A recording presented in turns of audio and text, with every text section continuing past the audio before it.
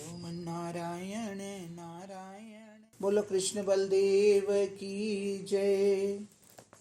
श्रीमद् भागवत महापुराण सुख सागर चौथा स्कंध 14वां अध्याय।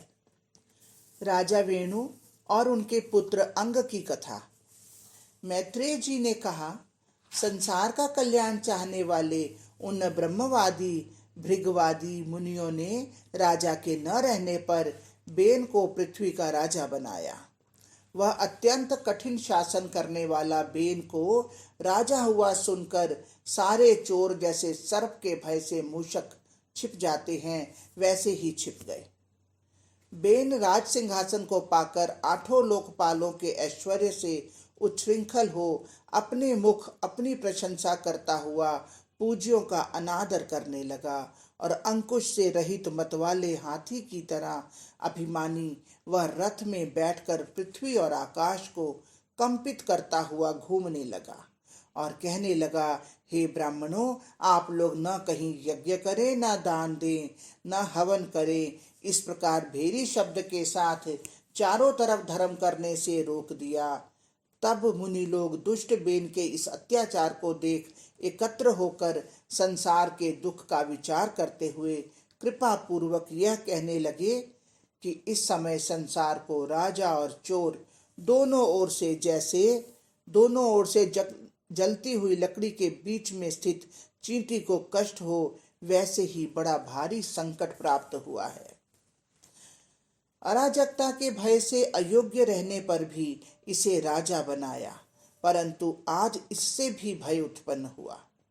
अब मनुष्यों का कल्याण कैसे होगा? जैसे दूध पिलाकर सर्प का पालन करने वाले को भी अनर्थदायक होता है, वैसे ही सुनीता का पुत्र बेन स्वभाव से ही दुष्ट है और आज वह अनर्थदायक हो रहा है, क्योंकि प्रजा पालन में हम ही लोगों से प्रजापालक नियुक्त किया गया। वह प्रजाओं का संहार कर रहा है। फिर भी हम लोग इसे शांत करना चाहते हैं, जिससे हम लोगों को इसका पाप तो न लगे। राजा बेन दुराचारी है, ऐसा जानते हुए भी हम लोगों ने इसे राजा बनाया, परंतु अब यदि यह अधर्मी समझाने पर भी हम लोगों के वचन को नहीं ग्रहण करता तो मनुष्यों के तिरस्कार से दग्ध प्राय उसे अपने तेज से नष्ट कर डालेंगे। इस प्रकार निश्चय कर मुनि लोग अपने क्रोध को छिपाकर बेन के पास जाकर शांति पूर्वक वचनों से समझाकर उससे कहने लगे, हे राजन, हम लोग तुम्हारी आयु, लक्ष्मी, बल और कीर्ति को बढ़ाने वाले जिन वचनों को कहते हैं उन्हें तुम सुनो।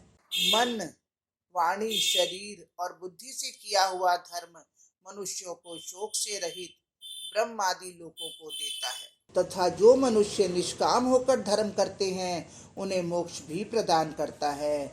इसलिए हे वीर, मनुष्यों का कल्याण रूप यह तुम्हारा धर्म नष्ट न हो, जिसके नष्ट होने से राजा अपने ऐश्वर्य से गिर जाता है।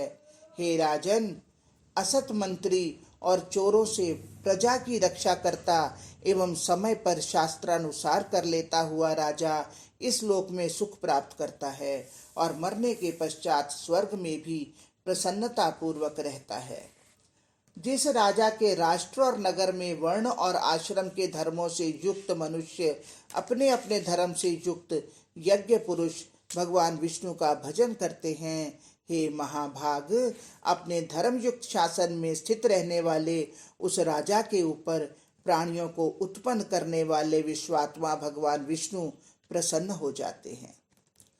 जगदीश्वर ब्रह्मा और उनके भी ईश्वर उन भगवान के प्रसन्न हो जाने पर मनुष्य को कौन सी वस्तु दुर्लभ है।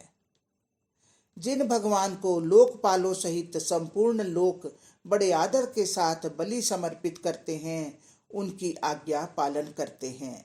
अतः हे राजन, आप अपने कल्याण के लिए संपूर्ण लोकों को उनके पालक देवताओं और यज्ञों का नियंत्रण करने वाले वेद त्रयी रूप द्रव्यमय तथा तपोमय उस भगवान का नाना प्रकार के यज्ञों से भजन करने वाले अपने देश के निवासी मनुष्यों का अनुसरण करने योग्य है। हे वीर, तुम्हारे देश में ब्राह्मणों के द्वारा किए गए यज्ञ से पूजित भगवान के अंश से होने वाले देवता प्रसन्न होकर तुम्हारे मनोरथ को सिद्ध करेंगे। इससे तुम्हें उनका तिरस्कार करना उचित नहीं है। इस पर बैन ने कहा, अधर्म और धर्म मानने वाले तुम लोग बड़े मूर्ख हो, जो वृत्ति देने वाले मेरे जैसे ईश्वर को छोड़कर दूसरे पति की सेवा करते हो। जो मनुष्य राजा रूपी ईश्वर का अनादर करते हैं, वे लोग इस लोक में और स्वर्ग लोक में कल्याण प्राप्त नहीं करते। जैसे पति के प्रेम से रहित उल्टा स्त्रियों की अन्य पति में भक्ति होती है, वैसे ही आप लोगों को जिसमें भक्ति है वह यज्ञ पुरुष नाम वाला कौन है? विष्णु, ब्रह्मा, शंकर, इंद्र, वायु, यम, सूर्य, मेघ, कुबेर, चंद्रमा, पृथ्वी, अग्नि, वरुण, ये तथा वरदान और शाप देने में समर्थ और भी जो देवता हैं, वे सभी एक राजा के शरीर में रहते हैं। इसलिए राजा संपूर्ण देवतामय रहता है। अतः हे ब्राह्मणों, आप लोग ईर्ष्या छोड़कर अपने अपने धर्मों से हमारा भजन करें और हमें ही बलि समर्पित करें, क्योंकि मुझसे अन्य दूसरा कौन पुरुष आराध्य है। मैत्रेय जी ने कहा, इस प्रकार विपरीत बुद्धि, कुमार्गगामी, अत्यंत पापी, उसने समझाने पर भी उनकी प्रार्थना स्वीकार नहीं की, क्योंकि उनका पुण्य नष्ट हो चुका था। तब अपने को पंडित मानने वाले बेन से अपमानित हुए उन ब्राह्मणों ने अपनी श्रेष्ठ प्रार्थना के भग्न हो जाने पर सब उसके ऊपर क्रोध करते हुए बोले, स्वभाव से ही कठोर इस पापी को मार डालो, मार डालो। यदि यह जीवित रहा तो सारा संसार नष्ट कर डालेगा। निर्लज्ज, दुराचारी, यह यज्ञ प्रवर्तक तथा रक्षक भगवान विष्णु की निंदा करता है। अतः यह श्रेष्ठ राज सिंहासन के योग्य नहीं है। जिन भगवान की कृपा से ऐसे राज्य रूप ऐश्वर्य को इसने प्राप्त किया है, उन भगवान की इस पापी बेन को छोड़कर दूसरा कौन निंदा करेगा। इस प्रकार उसे मारने का निश्चय कर ऋषिगण अपने छिपे हुए क्रोध को प्रकट करते हुए पहले ही भगवान की निंदा करने से यज्ञ प्राय इस बेन को अपने ही हुंकारों से मार डाला। तदंतर मुनियों ने अपने अपने आश्रम में चले जाने पर उसका शोक करने वाली सुनीता ने अपने पुत्र के उस शरीर को विद्या योग से रक्षा की। एक समय वे मुनिगण सरस्वती नदी के जल में स्नान कर और अग्नि में हवन कर उसी नदी के तट पर बैठे हुए भगवान विष्णु की कथा कहने लगे। इस समय मनुष्यों को भय देने वाले बड़े बड़े उत्पातों को देखकर कहने लगे, कहीं इस अनाथ पृथ्वी का चारों से अकल्याण तो न होगा। इस प्रकार ऋषिगण विचार कर ही रहे थे कि मनुष्यों का धन लूटकर इधर उधर भागते हुए चोरों के कारण जो चारों ओर से धूली उड़ने लगी, तो उस समय राजा के अभाव में मनुष्यों का धन चुराने वाले तथा परस्पर एक दूसरे को मारने की इच्छा करने वाले उन मनुष्यों के उपद्रव को जानकर एवं चोर प्रायः राज्य और शक्ति रहित देश को देखकर उन्हें रोकने की सामर्थ्य रहने पर भी रोक देने में दोष देखकर ऋषियों ने उन्हें नहीं रोका। तब शांत और संपूर्ण प्राणियों को एक दृष्टि से देखने वाला ब्राह्मण भी यदि दीन मनुष्य की उपेक्षा करता है तो जैसे फूटे हुए पात्र से जल चू जाता है, वैसे ही उसकी तपस्या चू जाती है। इस कारण ऋषियों ने विचार किया कि राजर्षि अंग का यह वंश नष्ट होने योग्य नहीं है, क्योंकि इस वंश में भगवान का सहारा लेने वाला अत्यंत पराक्रमी राजा होगा। ऐसा निश्चय कर ऋषियों ने मरे हुए राजा बेन की जंघा बड़े वेग के साथ मंथन किया। तब उस जंघा से एक छोटा सा मनुष्य प्रकट हुआ। वह काग के समान काले रंग का था। उसके हाथ पांव आदि अंग सब छोटे छोटे थे।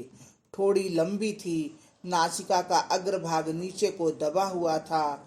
उसके नेत्र रक्त के सदृश लाल थे और केश तांबे के समान थे। इस प्रकार उत्पन्न होकर वह ऋषियों के समक्ष अत्यंत दीन हो सिर झुकाकर कहने लगा, मैं क्या करूं? ऋषियों ने कहा, बैठ जाओ। इससे हे तात, वह निषाद नाम से प्रसिद्ध हुआ और उसका वंश पर्वतों का आश्रय कर रहने वाला हुआ। क्योंकि उसके उत्पन्न होने से बैन का जो अत्यंत भयानक पाप था वह उसने जन्म लेते ही नष्ट कर दिया। हरिओम तत्सत। हरिओम तत्सत।